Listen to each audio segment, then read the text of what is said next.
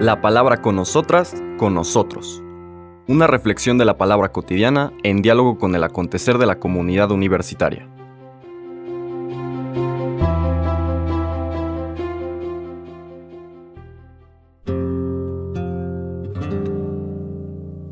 Hola, buenos días.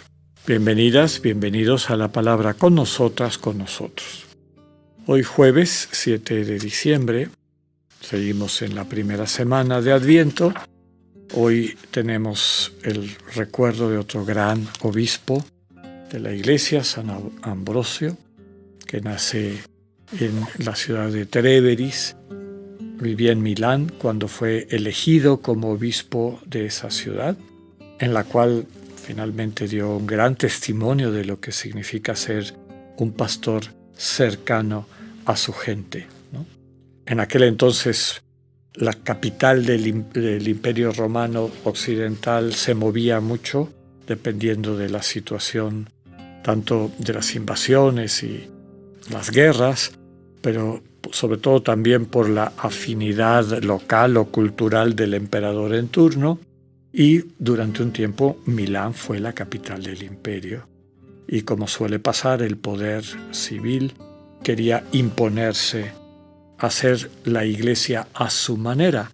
Y uno de los grandes defensores de una iglesia a la manera de Cristo y no a la manera de los poderes imperiales fue precisamente San Ambrosio.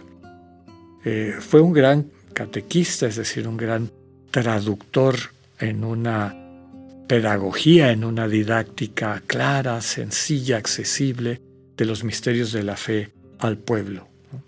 En particular a las personas más sencillas, más necesitadas. Pues ya tenemos en estos 2 días 2 grandes ejemplos de personas que, como representantes de este cuerpo vivo de Cristo, fueron llevando la luz de Cristo a espacios de oscuridad, en esta temática propia de nuestro tiempo de Adviento. La liturgia nos lleva al Evangelio de San Mateo, capítulo 7, versículos 21, 24 al 27. Es el final del Sermón del Monte y nos ayuda a ubicarnos en esta invitación permanente del Señor de abrirnos a la luz de Cristo, que es la que estamos esperando de corazón. Dice así la lectura de hoy. En aquel tiempo Jesús dijo a sus discípulos: No todo el que me diga Señor, Señor, entrará en el reino de los cielos, sino el que cumpla la voluntad de mi Padre que está en los cielos. El que escucha estas palabras mías y las pone en práctica, se parece a un hombre prudente que edificó su casa sobre roca. Vino la lluvia, bajaron las crecientes, se desataron los vientos y dieron contra aquella casa. Pero no se cayó, porque estaba construida sobre roca. El que escucha estas palabras mías y no las pone en práctica, se parece a un hombre imprudente que edificó su casa sobre arena. Vino la lluvia, bajaron las corrientes, se desataron los vientos, dieron contra aquella casa y la arrasaron completamente. Palabra del Señor. El contexto de este final del Sermón del Monte, en el Evangelio de Mateo, recordemos que el Sermón del Monte, que vimos con detalle en otros de nuestros podcasts del tiempo ordinario dedicado a este evangelista, es como una promulgación de la nueva ley, ¿no? De la plenitud de la ley, más bien, como el mismo Señor lo dice. Y tiene las bienaventuranzas, tiene las comparaciones aquellas de les han dicho, yo les digo, esta invitación a pasar de una moral de mínimos a una ética de máximos, no solamente una serie de preceptos y reglas, sino desarrollar, y eso es la ética, la sensibilidad para descubrir dónde está el bien en todas las situaciones de la vida, sin necesidad de instrucciones específicas que nunca van a poder abarcar todas las circunstancias, ¿no? Quien desarrolla esa escala de valores, quien desarrolla esa sensibilidad realmente ética, pues puede interactuar con lo que la vida le presenta de una manera correcta, siempre buscando el bien. Desde luego que la ética cristiana fundamental surge del diálogo permanente con Dios. Ayer terminábamos nuestra reflexión con ese sentido del discernimiento, ¿no? Todos los días le preguntamos al Señor, ¿cómo quieres que amemos hoy? Y guardamos silencio para que desde el silencio del corazón, desde la sensibilidad y mirada del corazón, contemplando lo concreto de nuestra vida, escuchemos del Señor a qué nos invita, ¿no? Pues así es todo este Sermón del Monte, capítulos 5, 6 y 7 de Mateo, que culminan con lo que acabamos de escuchar. Un poquito antes de la lectura, en los versículos anteriores, se subraya que el criterio para saber quién sigue a Jesús, quién vive de acuerdo al proyecto de Dios explicitado en este Sermón del Monte, esta plenitud de la ley proclamada por el nuevo Moisés, que es Jesús, entre uno de los temas del Evangelio de Mateo. Quien vive en comunión con Dios es la persona que da frutos, ¿no? Y esto lo subraya mucho el Evangelio. Yo utilizo eso cantidad de veces para dialogar con las personas y que a veces tienen dudas de si un autor es bueno, si hay que hacerle caso, si es que hemos oído que hay quienes dicen que no es. Yo lo que sugiero es ese criterio evangélico que dice que por los frutos se conoce a las personas, no por el discurso, porque pueden tener un discurso, digamos, doctrinalmente correcto o inclusive socialmente aceptable, pero que su vida, su talante, su actitud no se parece a la de Jesús, sino que lo que transmiten pues son los valores de sus propios egos, ¿no? Lo que Pablo distingue entre obras de la carne y frutos del Espíritu. Entonces, quien va dejando una vida de bendición para la gente que encuentra, quien es un testimonio de la misericordia de Dios, quien ayuda a que la vida de las personas pasen de la oscuridad a la luz, como tema de Adviento, pues esas personas son dignos de crédito, independientemente de si son religiosos o no, si son cristianos o no. Son personas que, por la manera misteriosa como trabaja el Espíritu Santo, están en comunión con ese Espíritu y con Dios.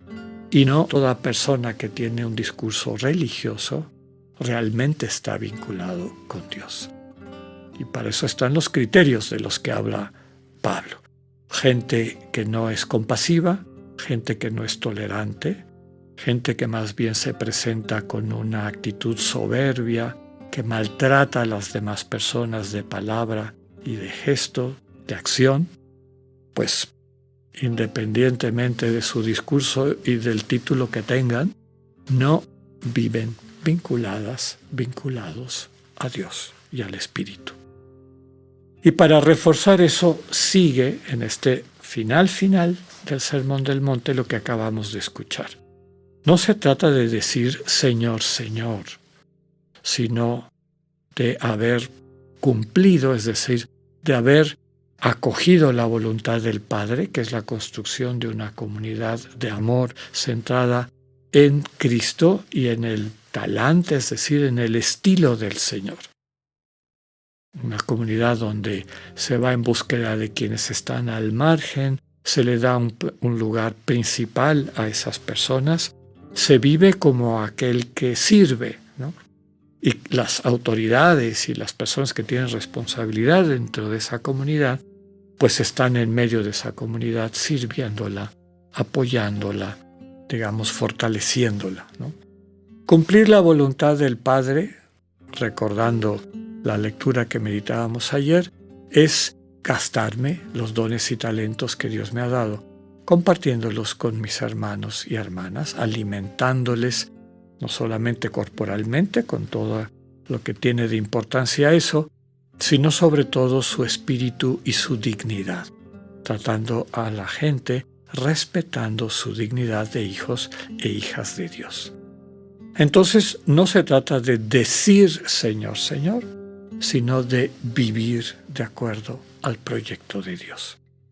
Quienes viven de acuerdo al proyecto de Dios, como dice la comparación con la que terminaba la lectura, quien escucha estas palabras mías y las pone en práctica. Bueno, transmitido un lenguaje existencial que es más cercano al nuestro, menos declarativo o enunciativo como se utilizaba en el momento en que se escribe el Evangelio de Mateo, hoy tal vez diríamos, quien acoge la comunicación que le doy, porque finalmente las palabras es el mismo Señor Jesús, quien acoge mi comunicación y la vuelve vida, quien se deja enseñar por mí, quien se deja transformar por mi amor y toda su vida se convierte en un testimonio de amor, es un hombre, es una mujer prudente, porque está edificando su casa, es decir, su vida, su existencia, sobre la roca, es decir, sobre algo seguro.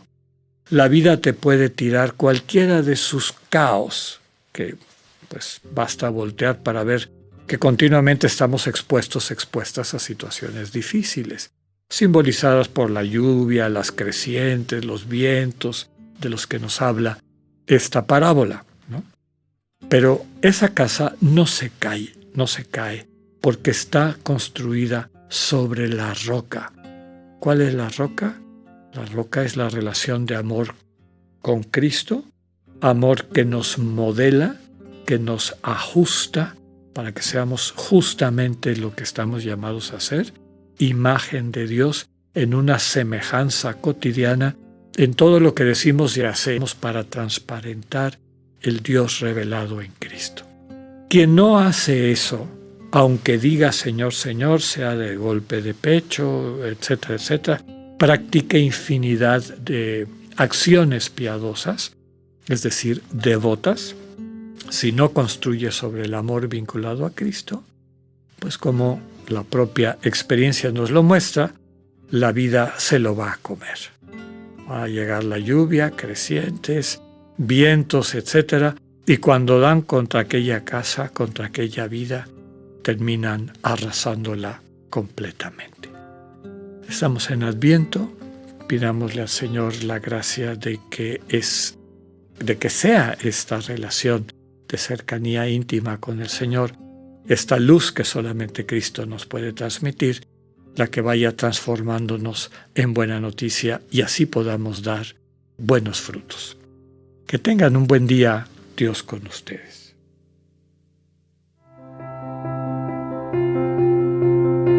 Acabamos de escuchar el mensaje del Padre Alexander Satirka.